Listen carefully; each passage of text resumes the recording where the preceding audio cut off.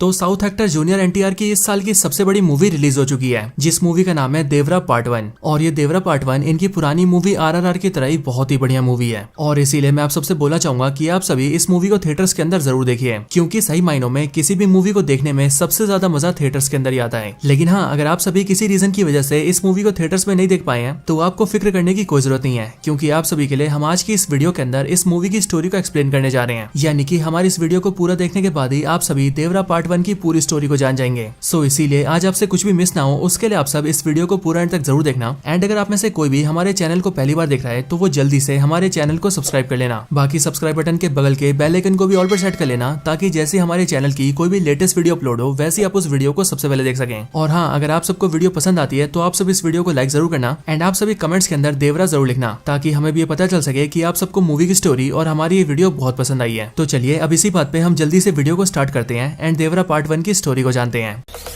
Zombie apocalypse.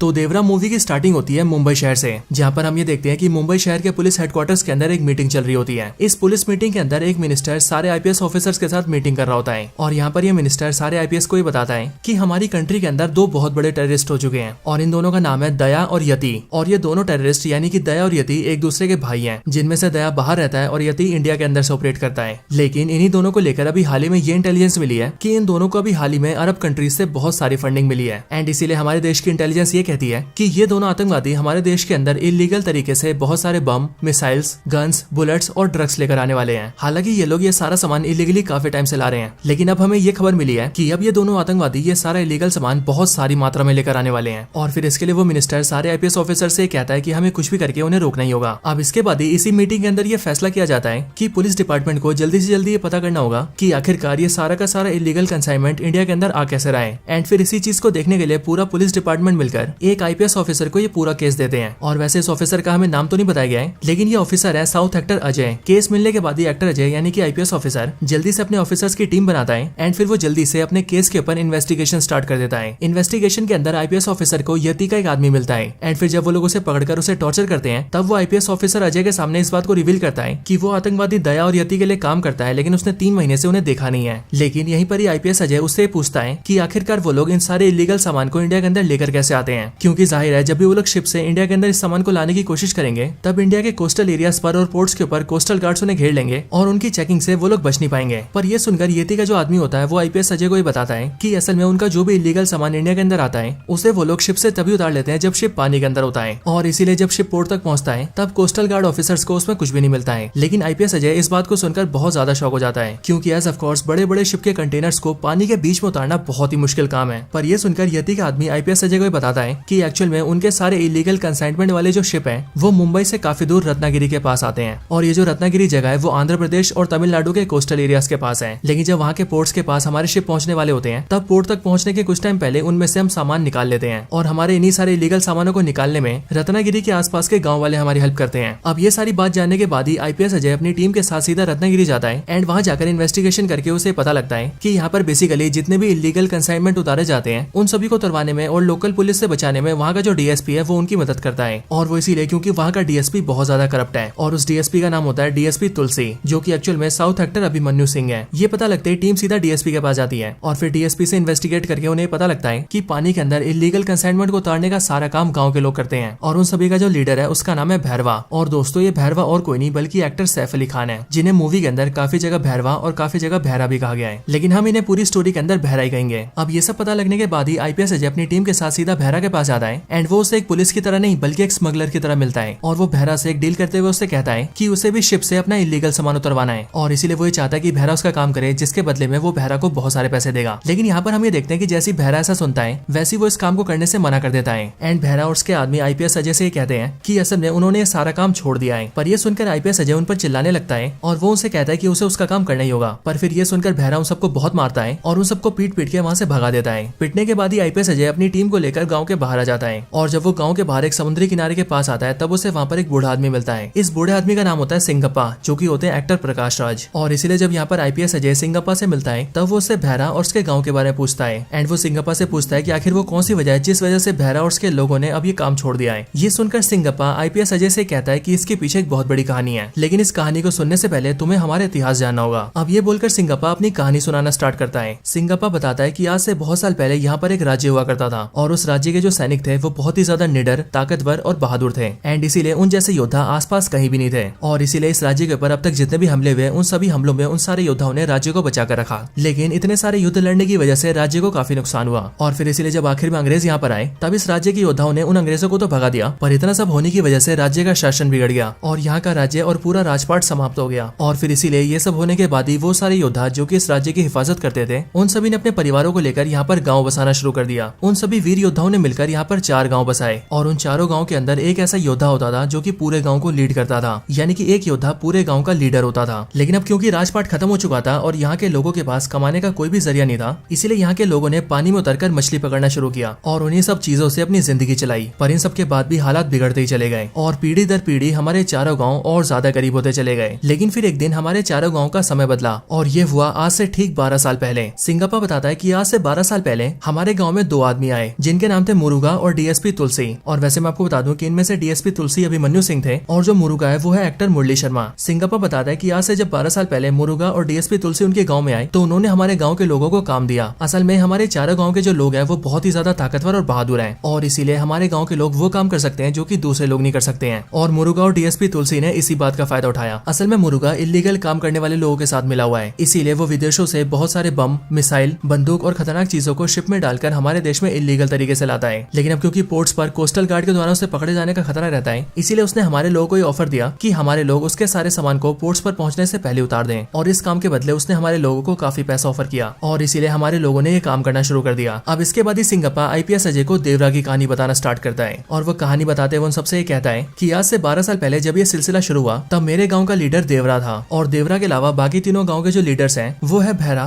Kunjara और रैयप्पा। और चारों गाँव के इन सारे लीडर्स ने मिलकर अपने सारे आदमियों को इकट्ठा किया एंड फिर उन सबने मुरुगा के कहने पर उसका काम करना शुरू कर दिया। अब इसके आगे सिंगप्पा की कहानी में हमें देवरा की फैमिली के बारे में पता लगता है, जहाँ पर हम ये जानते हैं कि देवरा की फैमिली में उसकी वाइफ है, देवरा की मदर है, देवरा का एक बेटा है जो कि 12-13 साल का है और इसके साथ ही देवरा की वाइफ प्रेग्नेंट भी है, जिस वजह से आगे चलकर देवरा को एक बेटी भी होती है। देवरा अपनी फैमिली के साथ अपनी लाइफ में बहुत खुश होता है और जो काम देवरा और उसके लोग कर रहे थे उनसे उन्हें काफी अच्छा पैसा मिल रहा होता है, इसीलिए चारों गाँव की जिंदगी काफी अच्छी चल रही होती है। लेकिन कहानी में आगे हम ये जानते हैं कि जो सैफ अली खान का कैरेक्टर है यानी कि भैरा, वो देवरा से बहुत ज्यादा जलता है और ऐसा इसीलिए क्योंकि देवरा के खुद के गांव के साथ साथ बाकी के तीनों गांव भी देवरा की बहुत ज्यादा इज्जत करते हैं। और सिर्फ यही नहीं बल्कि चारों गांव के सारे लोग मिलकर हर साल एक खास पूजा करते हैं जिस पूजा का नाम है शस्त्र पूजा। एंड बेसिकली इस शस्त्र पूजा के अंदर चारों गाँव से 2-2 योद्धा भाग लेते हैं और जिस गाँव का योद्धा आखिरी तक टिका रहता है और सारे लोगों को हरा देता है वो इस प्रतियोगिता को जीत जाता है और जो भी इसे जीतता है उसे इनाम के तौर पर सारे पूर्वजों के हथियार मिलते हैं, यानी कि वो सारे शस्त्र जिन्हें उनके पूर्वजों ने इस्तेमाल किया होता है। एंड इसलिए जीतने वाला इन सारे शस्त्रों को अपने घर में रखता है और ये इन सब के लिए बहुत सम्मान की बात होती है। और यहाँ पर हमें पता लगता है कि बीते बहुत सालों से शस्त्र पूजा की प्रतियोगिता को हर बार देवरा ही जीतता है एंड इस रीजन की वजह से भी भैरवा देवरा से बहुत ज्यादा नफरत करता है, लेकिन सामने वो हमेशा ये दिखाता है कि वो देवरा का दोस्त है। अब इसके आगे हमें पता लगता है कि देवरा के गाँव में एक लड़का होता है जिसकी उम्र 15-16 साल होती है एंड ये लड़का बेसिकली पढ़ाई करने के लिए बाहर शहर में जाता है और अक्सर अपने गाँव से शहर के बीच बस से अप डाउन करता है। लेकिन एक दिन अचानक से जब वो शहर से पढ़ाई करके अपने गाँव आ रहा होता है तभी रास्ते में कुछ आतंकवादी उसके बस को घेर लेते हैं एंड उसके पूरे बस को बम से उड़ा देते हैं और फिर बस के अंदर जो भी लोग बचे होते हैं उन सबको गोलियों से मार देते हैं और फिर इसके बाद ही वो मरे हुए लोगों से सारे सामान का लूटपाट कर लेते हैं। अब जब इस लड़के की डेड बॉडी देवरा के गाँव पहुंचती है तब देवरा को ये देखकर बहुत बड़ा धक्का लगता है और वो इसीलिए क्योंकि जो बच्चा मरा होता है उसके पिता पहले से ही मर चुके होते हैं एंड इसलिए ये बात देवरा को बहुत ज्यादा दुखी करती है। लेकिन फिर इसके बाद ही देवरा और बाकी गाँव के लीडर से मिलने के लिए मुरुगा और डीएसपी तुलसी आते हैं और वो दोनों सबसे कहते हैं कि कल के दिन उन्हें अगला माल उतारना है। पर इस बार ये सुनकर देवरा मुरुगा और डीएसपी तुलसी से कहता है कि उन्हें इस काम को कुछ दिनों के लिए रोक देना चाहिए क्योंकि इस टाइम पर कोस्टल गार्ड ऑफिसर्स की सख्ती बहुत ज्यादा बढ़ गई है और इसीलिए पकड़े जाने का खतरा काफी ज्यादा है। लेकिन देवरा जैसे ऐसा बोलता है वैसे हम ये देखते हैं कि भैरा और कुंजारा ये बोलते हैं कि अगर देवरा को नहीं आना है तो वो ना आए, हम उसके बिना भी इस काम को कर लेंगे। लेकिन फिर इस बात को सुनकर ही जो चौथे गाँव का लीडर होता है यानी कि रैयप्पा, वो देवरा को साथ आने के लिए कहता है और वो देवरा को ये बोलकर मना लेता है कि अगर देवरा साथ होगा तो वो उन सबको किसी भी हालत से बचा लेगा। एंड फिर इसीलिए रैयप्पा की इस बात को सुनकर देवरा राजी हो जाता है और फिर वो सब अपने काम के लिए निकल जाते हैं। लेकिन अब क्योंकि सख्ती बहुत ज्यादा बढ़ चुकी थी इसीलिए इस बार पानी के अंदर बहुत सारे कोस्टल गार्ड ऑफिसर्स होते हैं और इसीलिए वो लोग देवरा और उसके सारे सारे साथियों को पकड़ लेते हैं। शिप पर जब देवरा और उसके सारे लोग पकड़े जाते हैं तब सारे कोस्टल गार्ड ऑफिसर्स में से जो सबसे सीनियर होता है वो उन सबसे कहता है कि वो भी यहीं पास में ही रहता है और इसीलिए वो देवरा और उसके सारे साथियों को जानता है। लेकिन हाँ, उसने ये सुना था कि उनके बाप दादा बहुत बहादुर थे और बहुत बड़े योद्धा थे और उन्होंने अपने देश को बचाने के लिए हर बाहरी ताकत का सामना किया था। लेकिन यहाँ पर वो देख रहे हैं कि उन्हीं योद्धाओं के बच्चे अब चोरियां कर रहे हैं और ऐसे स्मगलर्स और क्रिमिनल्स का साथ दे रहे हैं जो कि हमारे देश को बर्बाद कर रहे हैं। इन सब के आगे वो ऑफिसर वो सारे कंटेनर खोलता है एंड वो सबको दिखाते हुए सबको बताता है कि इन सारे कंटेनर्स में बंदूक, बम, हथियार, गोले एंड इस तरह की सारी खतरनाक चीजें हैं और ये सारी चीजें जब इलीगली स्मगलर्स और क्रिमिनल्स के हाथ जाती हैं तब वो सब इन सब से हमारे लोगों को मारते हैं। अब जब देवरा उस ऑफिसर की सारी बातें सुनता है तब वो ये समझ जाता है कि वो ऑफिसर बिल्कुल सही कह रहा है और इसी टाइम पर वो अपने गाँव के लड़के की मौत को भी याद करता है क्योंकि उस लड़के की मौत भी इन सारे हथियारों के हमारे देश में आने की वजह से हुई थी। और फिर इसीलिए यहीं पर ही देवरा अपने मन में डिसाइड करता है कि अब से वो ये सारा काम छोड़ देगा। लेकिन इस टाइम पर ही देवरा ये देखता है कि भैरा, कुंजारा, रैयप्पा और उसके बाकी सारे लोग अचानक से सारे कोस्टल गार्ड ऑफिसर्स के ऊपर हमला कर देते हैं एंड उन्हें मारने लगते हैं। लेकिन फिर ये देखकर देवरा अपने लोगों के खिलाफ हो जाता है और वो उन सबको ऐसा करने से रोक देता है एंड फिर वो अपने सारे लोगों को चलने के लिए कहता है, जिसके बाद ही वो लोग उन सारे कंटेनर को अपनी बोट्स पर डालते हैं और वहां से निकलने लगते हैं। लेकिन जाने से पहले भैरवा उन सारे कोस्टल गार्ड ऑफिसर से वादा करता है कि आज के बाद से वो ऐसा कोई काम नहीं करेगा और रही बात उसके गाँव के लोगों की तो वो उन्हें भी ऐसा कुछ नहीं करने देगा। और फिर ये बोलने के बाद ही भैरवा अपने सारे लोगों के साथ अपने गाँव आ जाता है। जब वो लोग गाँव पहुंचते हैं तब मुरुगा और डीएसपी तुलसी वहाँ पर आते हैं एंड वो लोग देवरा से अपना सामान मांगते हैं। लेकिन देवरा उनके सामने उनके सारे सामान को डिस्ट्रॉय कर देता है एंड वो सबसे कहता है कि आज से वो लोग उसका कोई काम नहीं करेंगे। और इसके साथ ही देवरा चारों गाँव में ऐलान करता है कि आज के बाद से सिर्फ वही नहीं बल्कि चारों गाँव में से कोई भी आदमी उनका साथ नहीं देगा और वो मुरुगा के कहने पर किसी भी इलीगल सामान को जहाज पे से नहीं उतरवाएगा। देवरा जैसी ऐलान करता है वैसे ही देवरा का गाँव और रैयप्पा का गाँव उसे सपोर्ट करते हैं। लेकिन हम ये देखते हैं कि भैरा और कुंजारा के गाँव वाले उसका विरोध करते हैं और कुछ लोग देवरा से लड़ने भी आते हैं। लेकिन देवरा उन सबको धूल चटा देता है और अपने हथियार से उन सबकी पीठ पर एक्स बना देता है और सब लोगों से कहता है कि अगर आगे से भी किसी ने कुछ करने की कोशिश की तो उसका भी वो यही हाल करेगा। हालांकि देवरा की ऐसा अनाउंस करने के बाद भी गाँव के बहुत सारे लोग होते हैं जो कि इलीगल काम को जारी रखते हैं। लेकिन जितनी बार भी वो लोग ये सब करने जाते हैं उतनी बार ही देवरा उन सबको पकड़ के पेलता है और उन सबके पीठ पे एक्स का निशान बनाता है ताकि बाकियों को भी ये संदेश मिल सके कि देवरा से कोई नहीं बच सकता है। और फिर इसके बाद ही हम ये देखते हैं कि चारों गाँव मिलकर फिर से फिशिंग करने लगते हैं और मछलियां पकड़कर अपनी जिंदगी चलाने लगते हैं। बट ये सब भैरा को बहुत ज्यादा बुरा लगता है और इसीलिए वो किसी भी तरह से देवरा को रास्ते से हटाने की कोशिश करता है एंड फिर इसके लिए वो अपने और कुंजारा के गाँव के साथ मिलकर ये प्लान बनाता है कि उन दोनों गाँव के लोग मिलकर देवरा को मार देंगे। अब कुछ दिन बाद ही हम ये देखते हैं कि जो रैयप्पा होता है यानी कि चौथे गाँव का लीडर, उसके गाँव में उसकी बहन की शादी होती है जिसमें सबके साथ साथ देवरा भी आता है। और इसीलिए रैयप्पा की बहन की शादी के अंदर भैरा और कुंजारा मिलकर देवरा को बहुत सारी शराब पिला देते हैं जिस वजह से देवरा अपना होश नहीं संभाल पाता है। लेकिन फिर उसके कुछ टाइम बाद ही वो लोग देवरा के कानों में ये बात डाल देते हैं कि इस शादी के टाइम का फायदा उठाकर बहुत सारे ऐसे लोग हैं जो कि मुरुगा के साथ मिल गए हैं और वो उसका इलीगल सामान को उतरवाने के लिए समुद्र के पास गए हैं। अब देवरा जैसे इस बात को सुनता है वैसे वो नशे की हालत में सीधा वहाँ पर जाता है ताकि वो वहाँ पर उन सबको ऐसा करने से रोक सके। लेकिन असल में ये सारा भैरा और कुंजारा का प्लान होता है एंड इसीलिए जैसे देवरा वहाँ पर पहुंचता है वैसे हम ये देखते हैं कि वहाँ पर भैरा और कुंजारा के गाँव के बहुत सारे लोग होते हैं और उनके हाथों में बहुत बड़े बड़े हथियार होते हैं और फिर इसीलिए वो सब मिलकर देवरा पर हमला कर देते हैं और उसे जान से मारने की कोशिश करते हैं। लेकिन देवरा एक बहुत ही पावरफुल योद्धा होता है और इसीलिए वो नशे की हालत में भी उन सबको मार देता है। अगली सुबह हम ये देखते हैं कि चारों गाँव के लोगों को इस बारे में पता लगता है और इसीलिए वो सब लोग वहीं पर आते हैं जहाँ पर रात को देवरा ने उन सब लोगों को मारा था। यहाँ पर आने के बाद ही सब लोग ये देखते हैं कि जिन जिन ने भी देवरा पर हमला किया था उन सबकी वहाँ पर लाशें पड़ी होती है और निशानी के तौर पर उन सबके पीठ पर एक्स बना होता है। इसके साथ ही वहीं पास के एक पत्थर पर कुछ शब्द लिखे होते हैं और जब गाँव के लोग उन्हें पढ़ते हैं तब हमें पता लगता है कि वो असल में देवरा ने लिखा है। उन शब्दों को पढ़कर हमें पता लगता है कि देवरा अब गाँव छोड़कर चला गया है और इसीलिए अब से वो दूर रहकर ही चारों गाँव की निगरानी करेगा एंड आगे से जो भी फिर से इलीगल काम करने की कोशिश करेगा देवरा उन सबको भी जान से मार देगा, बिल्कुल उसी तरह से जिस तरह से उसने इन सबको मारा है। अब हालांकि ये सब होने के बाद भी गांव के काफी सारे लोग फिर से वो इलीगल काम करने की कोशिश करते हैं। लेकिन वो लोग जितनी बार भी ऐसा करने की कोशिश करते हैं उतनी बार देवरा उन सबका वही हाल करता है जो हाल उसने पहले वाले लोगों का किया था एंड इसीलिए चारों गाँव में डर बैठ जाता है कि देवरा किसी को नहीं छोड़ेगा। इसीलिए हम ये देखते हैं कि चारों गाँव मिलकर ये सारे काम छोड़ देते हैं और वो लोग फिर से फिशिंग स्टार्ट कर देते हैं और फिर इसी तरह से 10-11 साल बीत जाते हैं जिसके बाद ही देवरा का जो बेटा होता है जिसका नाम वरा होता है वो भी जवान हो जाता है और वो भी बेसिकली अपने बाप देवरा जैसे दिखता है क्योंकि ये भी जूनियर एनटीआर ही होता है। लेकिन हाँ दोस्तों, यहाँ पर हमें पता लगता है कि जहाँ पर देवरा एक बहुत ही बड़ा वीर था